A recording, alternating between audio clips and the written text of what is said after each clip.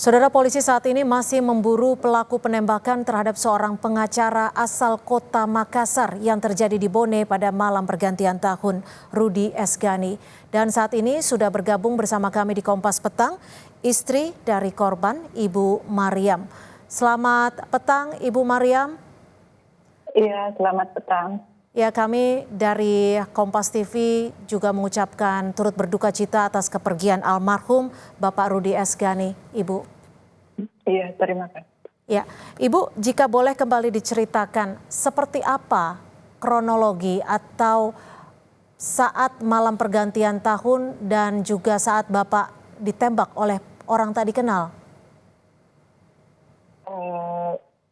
Waktu itu Mbak,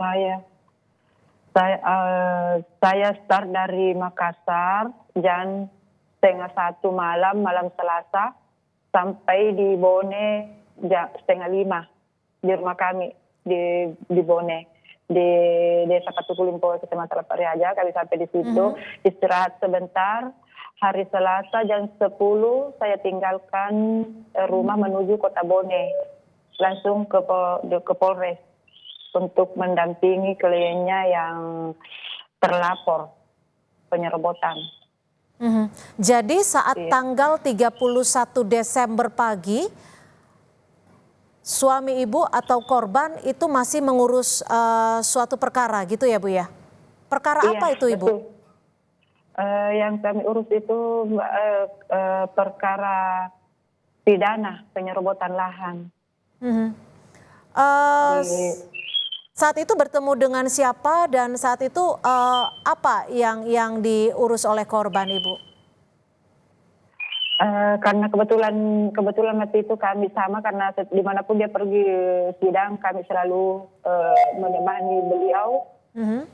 Waktu itu kami sama kebetulan klien Bapak atau yang terlapor itu kami lewati rumahnya kalau mau ke Bone. Jadi kami singgah ambil. Jadi saya di mobil menuju kota Bone berlima.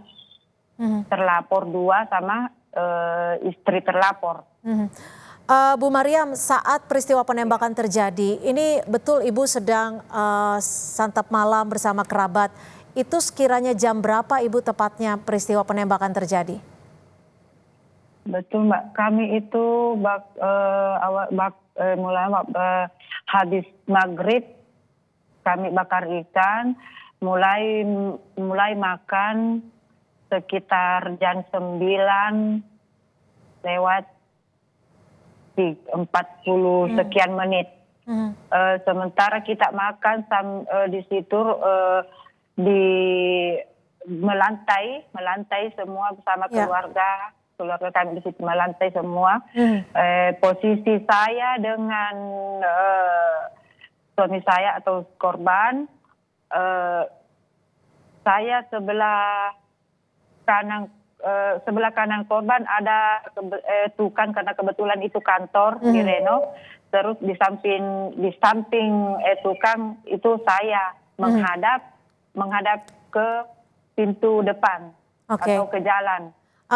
Ibu betul saat itu sempat melihat ada kendaraan yang berada di dalam ataupun di luar bangunan, di luar lokasi, Ibu? Kalau kendaraan Mbak, tidak ada sih selain kendaraan saya. Sempat ada informasi bahwa sempat ada kendaraan minibus yang berada di depan lokasi kejadian dan meninggalkan lokasi. Itu betul tidak Ibu? Tidak betul, karena yang ada di depan kantor itu di depan kantor itu yang pertama mobil saya terparkir di bawah pohon mangga sebelah, kalau dari luar sebelah kiri. Terus di depan mobil saya, di belakang mobil saya ada mobil keponakan saya warna putih, Avanza juga. Cuma 2 mobil karena keponakan saya ada di situ makan di dalam. Tapi saat peristiwa terjadi itu apa yang saat itu Ibu curigai? Waktu itu Mbak, saya sebenarnya curiga, tidak ada curiga yang ada dalam pikiranku itu Mbak, cuma ledakan petasan, karena Jadi saya itu waktu itu ada ledakan, langsung Bapak tergeletak ke belakang.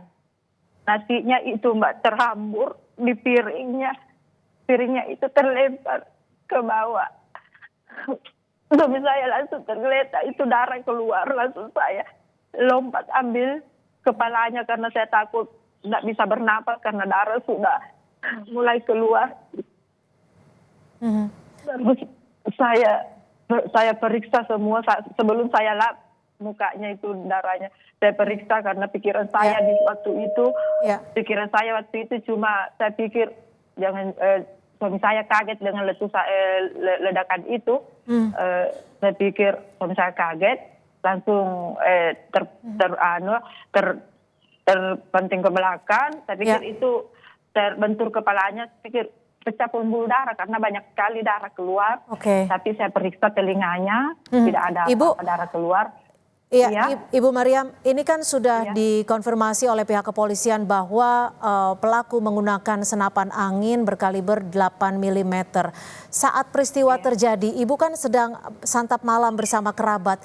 Ada tidak dari pihak kerabat yang santap malam saat itu melihat ada orang di luar ataupun ciri-ciri tertentu? Tidak ada, Mbak. Waktu kami makan itu kami juga kalau karena yang keluarga itu yang dia membelakangi jalan karena dia duduk di samping di dekat pintu keluar. Yang melihat itu saya saja sama almarhum korban sama itu tukang kalau ada, tapi saya lihat tidak ada motor lewat, tidak ada orang tinggal, tidak ada siapapun. Dari pihak keluarga ataupun kerabat korban, ada tidak kecurigaan dari pihak keluarga yang mungkin sudah disampaikan ke pihak kepolisian agar mengungkap kasus ini? Kalau kecurigaan, Mbak, kami belum tahu, cuma waktu ditelepon sama waktu ditanya sama dari pihak kepolisian mengenai kasusnya, cuma kasusnya yang saya sampaikan bahwa dia menangani kasus ini, cuma di situ yang kami sampaikan. Ada berapa kasus yang saat ini sedang ditangani Pak Rudi, Ibu? Kalau pidananya ada 3, perdata 1, perceraian 2. Ini untuk kasus-kasus ini sudah sampai di tingkat apa, Ibu? Kalau pidana dulu ya karena 3 pidana. Kalau pidana yang 1 ini kami sudah lama. Tapi kepolisian yang kedua. Yang kedua penyerobotan, pengerusakan itu sementara berjalan. Sementara berjalan. Iya. Ini yang terakhir kami tangani yang baru ini hari Selasa. Penyerobotan juga kita yang didampingi yang terlapor. Baik, sekali lagi kami ikut berduka cita atas kepergian dari Pak Rudi Esgani dan semoga polisi segera mengungkap kasus dari penembakan ini. Terima kasih Ibu Mariam sudah berbagi di Kompas Petang. Selamat sore Ibu.